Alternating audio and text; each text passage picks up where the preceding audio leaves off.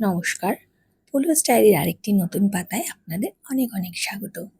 রোদ ঝলমলে একটা দিন নিয়ে আপনাদের সামনে চলে এলাম।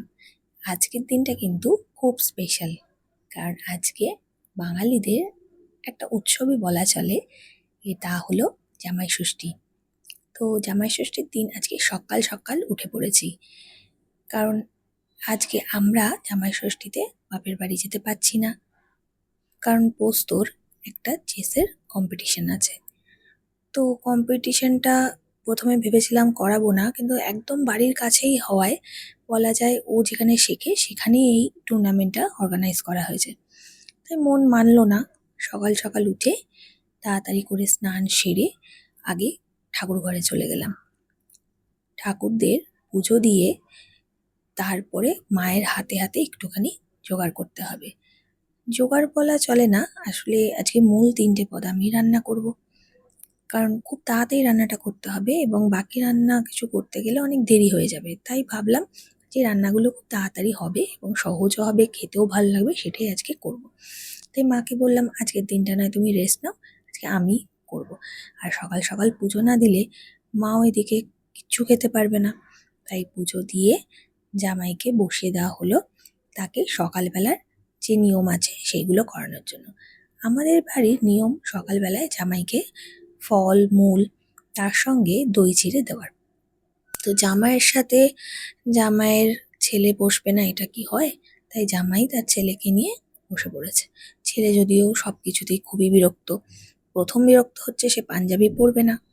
যাই হোক, অনেক বলে টলে তাকে পাঞ্জাবি পরানো হয়েছে, কিন্তু পাঞ্জাবি পরার পরে সে অবাক হয়ে যাচ্ছে যে এটা কি হচ্ছে, কেন হচ্ছে। পাপার তো বার্থডে চলে গেছে, আবার কি হচ্ছে পাপাকে নিয়ে সব। তো তাকে এক্সপ্লেন করার মতো তো ক্ষমতা আমাদের নেই। তো বলা হলো এটা পাপার আরেকটা বার্থডে হচ্ছে, এটা একটা অন্য ধরনের বার্থডে। তো এই বলে তাকে বসানো হলো। এবার সে দেখুন কন্টিনিউয়াস পাশে বসে বসে উলু দিয়ে যাচ্ছে আমাদের, আমরা যা করছি সেগুলো দেখছে। সকালবেলার নিয়ম কানুন মোটামুটি সারা হচ্ছে এবং এখানে মূল অতিথি যারা আর কি, মানে মূল সদস্য যারা জামাই এবং শাশুড়ি মা, তারাই এখানে বসেছে। আমি ক্যামেরার পেছনেই ছিলাম, কারণ আমার সকাল থেকে সাজগোজ করার মতো একটুও সময় ছিল না। খুব তাড়াতাড়ি প্রায় 1টার মধ্যে রান্না কমপ্লিট করতে হবে। আমার তো মাথায় খুবই চিন্তা ঘুরছে যে কি করে 1টার মধ্যে এতগুলো পদ রান্না শেষ করব। যদিও মা সকাল থেকে অনেকটাই হেল্প করে রেখেছিল, অনেক কিছু ম্যারিনেশন করা সেগুলো মা করে রেখেছিল। আমি মাকে বললাম তুমি তাড়াতাড়ি করে নিয়মটা সেরে ফেলো, নাহলে কিন্তু রান্না হবে না তাড়াতাড়ি, এবং রান্না তাড়াতাড়ি যদি না হয় এদিকে পোস্তকে নিয়ে চেসের যে টুর্নামেন্ট সেখানে যেতেও দেরি হয়ে যাবে। তাই মা তাড়াতাড়ি করে সকালবেলার নিয়মগুলো সেরে নেওয়া হলো। তো এইখানে নিয়মের মধ্যে আমাদের পরে মনে পড়লো যে একটা জিনিস বাদ চলে গেছে, সেটা হচ্ছে পাখার বাতাস, যেটা জেনারেলি মায়ের বাড়িতে থাকলে মায়ের কাছে পাখা হাত পাখা থাকে। আমার বাড়িতে তো বড় হাত পাখা নেই। তো আর মা ভুলেও গেছে সেটা, তাড়াহুড়ো করে নিয়ম করতে গিয়ে মা ভুলে গেছে।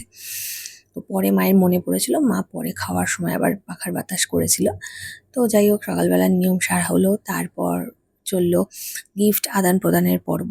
তো মা সুবীরকে 2টো জামা আর জিন্সের প্যান্ট দিয়েছিল, আর মাকেও মায়ের পছন্দ মতো শাড়ি আমরা দিয়েছিলাম। তো মোটামুটি আমার রান্না প্রায় হয়েই এসেছে। পুরো রান্নার ভিডিও আর করা হয়নি, কারণ সকাল থেকে প্রচণ্ড তাড়াহুড়ো করছিলাম। আর সেরকম গরম, গরমের মধ্যে মানে রীতিমতো 2টো ঘরে 2টো এসি চালিয়ে রান্না কমপ্লিট করতে হয়েছিল, কারণ এত গরমে পাগল পাগল অবস্থা লাগছিল। তো আজকের মেনুতে মূল ছিল হচ্ছে পোলাও, আর তারপরে ছিল হচ্ছে পোস্ত চিকেন। আর এই আমি এখন মাছগুলো ভেজে নিচ্ছি। কাতলা মাছ বড় বড় করে সুবীর পিস করিয়ে নিয়ে এসছে দই কাতলা করব বলে। আর এদিকে আমার মোটামুটি রান্না শেষ হয়ে যাওয়ার পর মা বসিয়ে দিয়েছিল লাল শাক ভাজা। আর মা সকাল থেকেই পায়েস, 5 রকম ভাজা, চাটনি এগুলো করেই রেখেছিল। আর এই দেখুন সুন্দর করে থালা সাজিয়ে এগুলো পরিবেশন করা হয়েছিল জামাইকে। জামাই বাবাজি যদিও এত খেতে অভ্যস্ত নন, কিন্তু তা সত্ত্বেও নিয়ম তো করতেই হবে, কিছু করার নেই। এরই মধ্যে একটা কথা বলে রাখি, এই সময় যে ভিডিও বা ফটো দেখছেন দুপুরবেলা খাওয়া দাওয়ার কোনো সময় আমি ছিলাম না। কারণ আমাকে পোস্তকে নিয়ে বেরিয়ে যেতে হয়েছে ২টোর মধ্যে। আমি কোনো মতে একটু খেয়েই চলে গেছিলাম। আর এই দেখুন শুরু হয়ে গেছে চেসের যে টুর্নামেন্ট সেটা। পোস্তও বসে পড়েছে। এটা খেলতে নয়, এটা পোস্ত সবে বসেছে তার যে সিট নাম্বার দেওয়া হয়েছিল সেখানে। আর আমরাও এদিকে দেখুন কত গার্জেনদের ভিড় বাইরে। বাচ্চারা এক এক করে এক একটা রাউন্ড খেলে খেলে বেরোচ্ছে আর আমরা অপেক্ষা করছি।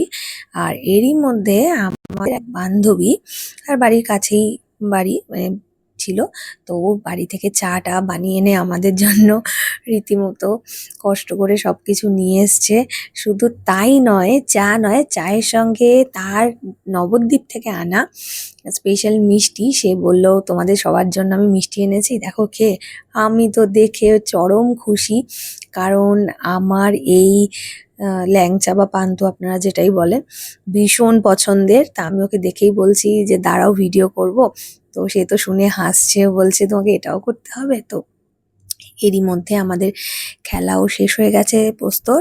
আর পোস্ত চেসের টুর্নামেন্টে আন্ডার 7 বয়েজে 4th র্যাঙ্ক হয়েছে। 5 জনের মধ্যে 4th র্যাঙ্ক হয়েছে। তো সত্যি এটা খুব বড় বিষয়। আর সেদিনকার সকালের যে ছোট ছোট ক্লিপসগুলো ছিল সেটাও ভাবলাম আপনাদের সকলের সাথে শেয়ার করি। তো বাচ্চাদের জন্য আমরা মায়েরা কিছু কিছু তো স্যাক্রিফাইস করেই থাকি, তো কি আর করা যাবে। জামাই ষষ্ঠীটা না হয় এবছর আমাদের বাড়িই হলো, কিন্তু সবকিছু মিলিয়েই দিনটা খুব খুব ভালো কেটেছে, খুব আনন্দের কেটেছে। এবং মা ষষ্ঠীর কৃপায় আমার ছেলেও যে ওই দিন একটা পুরস্কার পেয়েছে তাতে সত্যিই আমি ভীষণ গর্বিত এবং ভীষণ খুশি। এবং অবশ্যই আপনাদের সকলের আশীর্বাদও জানি ওর সঙ্গে আছে এবং থাকবে। তো চলুন আজকের ব্লগটা এখানেই শেষ করি। কেমন লাগলো অবশ্যই জানাবেন।